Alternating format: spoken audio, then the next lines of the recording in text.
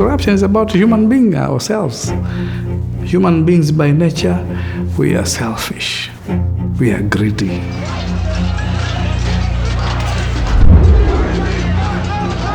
He attempted to bribe me.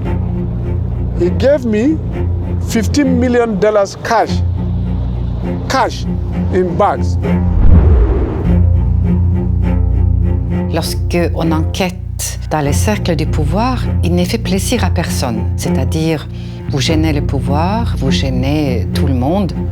Durante todos esos procesos, prácticamente uno está solo. Definitely they wanted to kill me. And if I had stayed, they would have killed me. No doubt about it. What we all live with is a high level of fear. It's fear of taking responsibility for the risks that we take and the stakes that we play for. Al di là del senso di rabbia, ti viene anche una sensazione di allarme, ecco, cioè di essere wanted.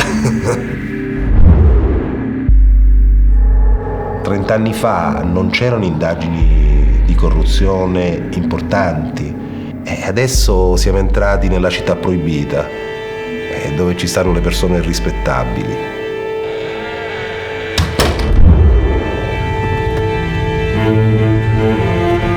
The more I see, the angrier I get at people who seek high political office for one reason only, and that's to enrich themselves. La nostra voce è una voce molto, molto sommessa, senza faccia, senza...